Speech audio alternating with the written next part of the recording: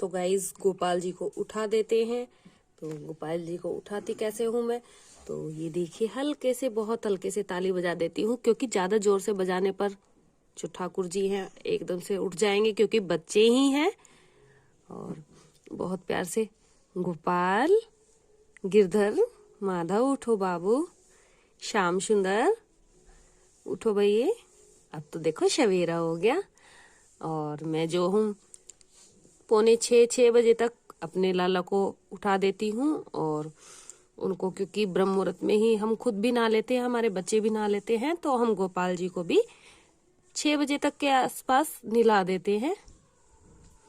उठो गोविंद, उठो बाबू, सवेरा हो गया लाला।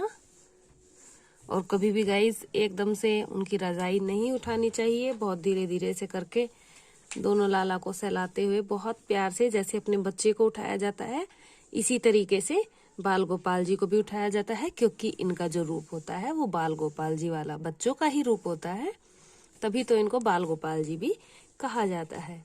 और बाबू उठिएगा,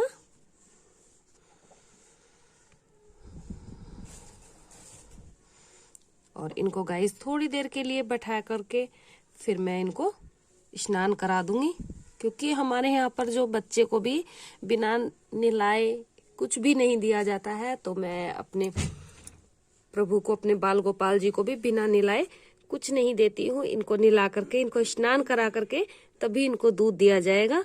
तो सबसे पहले तो इनका करा देती हूँ स्नान। तो गाइज मैंने लिया है ये गर्म पानी, और गर्म पानी आपको देखना है कि ज्यादा गर्म तो नहीं है, इस तरीके से हाथ लगा करके देख लीजिए, क्योंकि गोपाल जी को ज्यादा गर्म पानी ना लगे। और साथ में जो मैंने ठाकुर जी को नहलाने का बर्तन लिया है, उसके अंदर पहले मैं थोड़ा सा डाल लूंगी गर्म पानी, क्योंकि जो ये बर्तन होता है ठंडा होता है, तो इस वजह से ठाकुर जी को ठंड ना लगे। और साथ में अब ठाकुर जी को कराएंगे स्नान।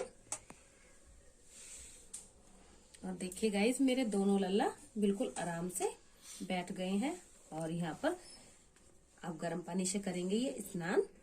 ओम नमो भगवते वासुदेवाय नमः, ओम नमो भगवते वासुदेवाय नमः, ओम नमो भगवते वासुदेवाय नमः, ओम भगवते वासुदेवाय नमः, ओम नमो भगवते वासुदेवाय नमः, ओम नमो भगवते वासुदेवाय नमः।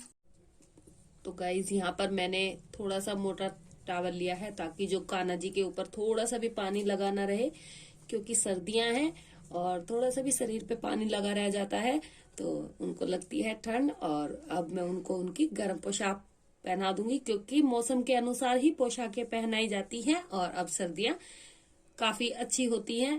तो जैसे कि हल्की सर्दियां हैं, अभी इतनी ज्यादा कुड़कुड़ी वाली ठंड नहीं आई है, तो मैं गोपाल जी को खाली इस तरीके की जो फ्रॉक होती है वो पहना देती हूँ। और जब ज्यादा सर्दियां आती हैं तो इन्हीं फ्रॉकों के नीचे मैं इनको इनर पहना देती हूँ। और साथ में ये देखिएगा गाइस, कैप भी इसकी है, और कैप तो अब पहना ही जाती है, क्योंकि सर्दियां जो स्टार्ट हो गई है कैप वाली बच्चे के हिसाब से। तो देखिए कैसे छुप करके बैठे हैं, और अब मैं इनको पोशाक पहना दूंगी इनकी।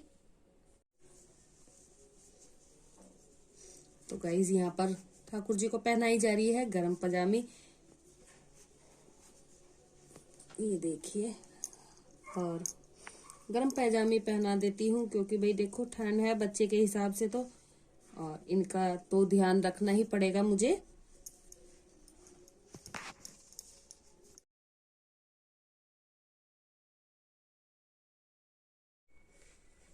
तो गाइज लड्डू बाबू स्नान करके बैठ चुके हैं, और साथ में मैंने इनको पोशाक भी पहना दी है, और अब जो इनके कंगन है वो भी इनको पहना देती हूँ। और देखिए गाइज, कैप पहन करके कितने सुंदर लग रहे हैं ना लड्डू बाबू, कितने प्यारे लग रहे हैं दोनों मेरे, श्याम सुंदर और मेरे गोपाल जी दोनों बहुत खूबसूरत हैं और बहुत सुंदर लग रहे हैं। आप भी बताइएगा कि दोनों कैसे लगे। और साथ में अब ये बिल्कुल तैयार हो गए हैं, और यहाँ पर कर देते हैं हम पूजा अपनी।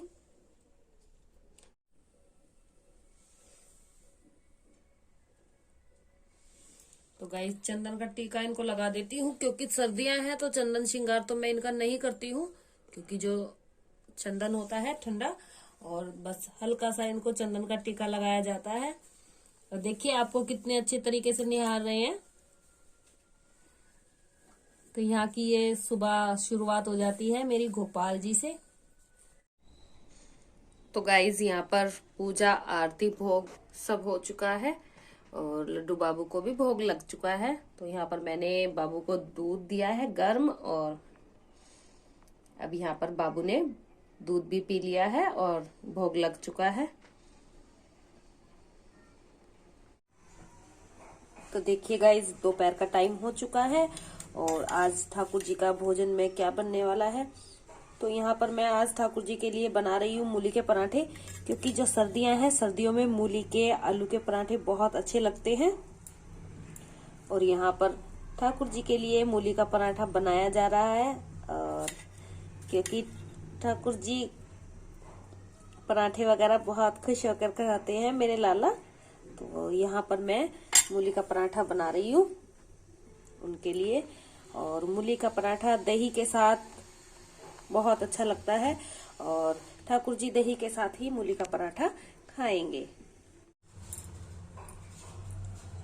तो गाइस ये देखिएगा तवे के ऊपर पराठा डल चुका है, और मैं पराठे का साइज थोड़ा सा बड़ा ही रखती हूँ, क्योंकि हमारे यहाँ पर पतला और बड़ा पराठा बनाया जाता है। तो पराठे को सेक लेते हैं अब। तो गाइस अभी तवा ठंडा है, और जो मूली का पराठा होता है वो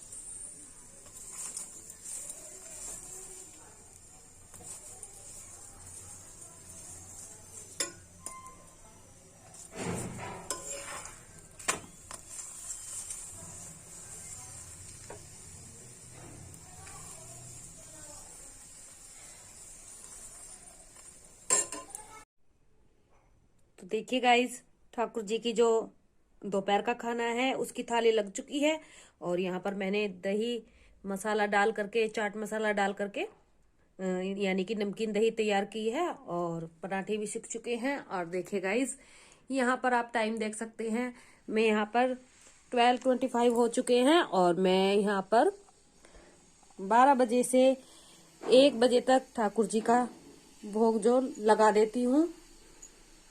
तो मंदिर में आ चुकी हूँ और मंदिर की कर लेती हूँ लाइट ऑन। और ये देखिए गाइस ठाकुर जी यहाँ पर बैठे हुए हैं। तो ये ठाकुर जी के पास भोजन पहुंच चुका है।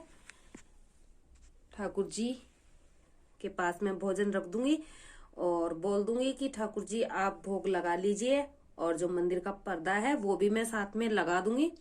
तो तब तक ठाकुर जी भोग लगाते हैं। देखते हैं कि जैसे एक इंसान को टाइम लगता है खाना खाने में, तो उतनी देर तो ठाकुर जी के पास भोजन की जो थाली है वो रखी रहनी चाहिए। तो ठाकुर जी बहुत आराम से भोग लगा लेंगे, भोजन कर लेंगे। तो मैं 10 या 15 मिनट के बाद जो यहाँ से भगवान जी का भोग है, यानी कि जो उनकी झूठन है, प्रसाद है, वो मैं यहाँ से उठा करके लेके जाऊंगी। तो अब ठाकुर जी का भोग का समय है, भोग लगाने का उनका टाइम हो चुका है। तो गाइस देखिए ठाकुर जी का भोग हो चुका है, यानी कि 10 से 15 मिनट हो चुके हैं, और मंदिर का हटा देती हूँ पर्दा। तो ये देखिए मैंने ठाकुर जी को भोग जो है लगा दिया, और ठाकुर जी भोग लगा चुके हैं। और अब यहाँ सर मैं ये थाली को उठा लूंगी, और जो ये भगवान जी का भोग है, जो भगवान जी का बचा हुआ खाना है, यानी कि जो ये प्रसाद है, और प्रसाद के रूप में हम जो घर में सदस्य हैं सभी इस भोग को, प्रसाद को ग्रहण कर लेंगे। और अब ठाकुर जी को मैं थोड़ी देर बाद 1 से 1:30 बजे के करीब ठाकुर जी को विश्राम करा दूंगी, यानी कि उनको मैं सुला दूंगी, और 4 बजे के आसपास उनको मैं फिर से वापस से उठाऊंगी। तो देखिए गाइज दोपहर का टाइम हो चुका है, यानी कि जो ठाकुर जी का विश्राम करने का टाइम हो चुका है, और भोग जो ठाकुर जी ने लगा लिया है। और अब 1 से 1:30 बजे के करीब मैं ठाकुर जी को दिन में उनको विश्राम करा देती हूँ। तो सबसे पहले ठाकुर जी का जो कंगन है वो निकाल देती हूँ ताकि जो उनको चुभे ना, और साथ में उनकी जो कैप है वो भी निकाल देती हूँ।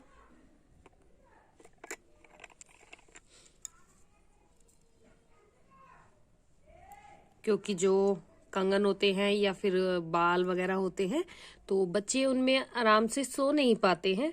तो यहाँ पर मैं ठाकुर जी की जो कैप निकाल दी है और यहाँ पर ठाकुर जी को बहुत आराम से लेटाते हुए मैं उनको आराम से सुला दूंगी, दोनों बाबू को। तो मैंने यहाँ पर इनका जो बेड है वो यहाँ पर मैंने गरम बिस्तरा जो है उनका लगाया हुआ है, और नीचे भी मैंने गरम कंबल इनका बिछाया हुआ है, और साथ में अब इनको उड़ा देती हूँ। तो देखिए गाइज, लाला सो रहे हैं और मैं उनको सुलाने की कोशिश कर रही हूँ ताकि इनको अच्छी सी नींद आ जाए। और मैं इनकी जो रजाई है वो भी अच्छे से इनको ढक दूंगी। तो ऊपर की साइड से गाइज मैं थोड़ा सा खुला छोड़ देती हूँ ताकि जो मेरे बाबू हैं, मेरे बाल गोपाल जी हैं, तो गाइज यहाँ पर मैं अपने ठाकुर जी को सुलाने की कोशिश कर रही हूँ। और यहाँ पर मैं 4 बजे के आसपास ठाकुर जी को उठा करके फिर जो हम शाम के समय चाय लेते हैं, नाश्ता लेते हैं, तो वो ठाकुर जी को दिया जाएगा। और यहाँ पर मेरे ठाकुर जी सो रहे हैं और मैं हल्का सा गुनगुना देती हूँ उनके लिए।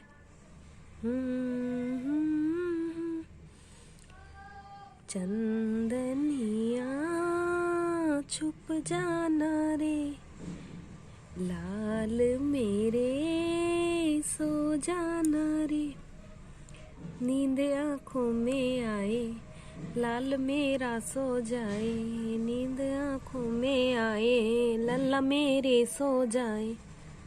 तो गाइस यहाँ पर ठाकुर जी को मैं देख लेती हूँ कि वो सो रहे हैं या नहीं सो रहे हैं, झाँक जा करके। और जब मुझे लगता है कि इनको नींद आने लगी है तो मैं उनको, तो देखिए गाइस, शाम के 4:30 बज चुके हैं और यहाँ पर लड्डू बाबू को मैंने उठा दिया है। और साथ में हम भी शाम के टाइम चाय पीते हैं, तो मैंने बाबू को चाय और मट्ठी का भोग लगाया है। तो मैं जो 4 पहर का भोग अपने कान्हा को लगाती हूँ, तो ये तीसरे समय का भोग है। और रात को जब मैं भोग लगाऊंगी तब भी आपको मैं दिखाऊंगी कि मैं किस तरीके से ठाकुर जी का भोग लगाती हूँ। तो ये तो शाम का भोग है जो शाम को इवनिंग टाइम होता है, क्योंकि बच्चों को थोड़ी थोड़ी सी भूख लगी जाती है उठने के बाद। और यहाँ पर मैंने देखिए अपने कान्हा को उठा दिया है और साथ में यहाँ पर चाय और मट्ठी दी है उनको। तो यहाँ पर वो तब तक खाते हैं। मन में बसा कर तेरी मूर्ति, उतारूं मैं गिरधर तेरी आरती, मन में बसा कर तेरी मूर्ति, उतारूं मैं कान्हा तेरी आरती। तो गाइस देखिएगा, मेरी जो शाम की पूजा है वो भी हो चुकी है। और यहाँ पर जो रात को ठाकुर जी को भोग लगता है वो भी लग चुका है। और रात को जो मैं ठाकुर जी को दूध का भोग लगाती हूँ, क्योंकि जो ठाकुर जी हैं उनको रात को दूध का भोग जरूर लगाना चाहिए। तो मैं शाम को उनको दूध का ही भोग जरूर लगाती हूँ। तो गाइज मेरी छोटी सी दिनचर्या जो मेरे ठाकुर जी के साथ थी, वो मैं इस तरीके से अपनी दिनचर्या ठाकुर जी के साथ व्यतीत करती हूँ। यानी कि ठाकुर जी के साथ जो मेरे जो दिनचर्या है पूरे दिन की, मैं कैसे ठाकुर जी के साथ किस किस टाइम ठाकुर जी को भोग लगाती हूँ और किस टाइम ठाकुर जी के साथ मैं अपना पूजा पाठ करती हूँ, वो मैंने आपके साथ सारी शेयर कर दी है। और मंदिर में ही हूँ गाइज, और मंदिर में ही ठाकुर जी बैठे हुए हैं।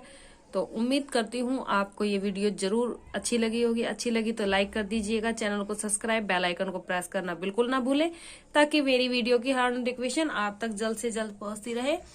आज के लिए इतना ही। राधे राधे, हरे कृष्णा। और आप मुझे कमेंट सेक्शन में जरूर बताइएगा कि गोपाल जी आपको कैसे लग रहे हैं। आपका ना जिससे रिलेटेड, पूजा पाठ से रिलेटेड आप मुझे क्वेश्चन कर सकते हैं। तो छोटी सी एक दिनचर्या थी, ये आपको जरूर पसंद आई होगी। तो गाइज राधे राधे, हरे कृष्णा।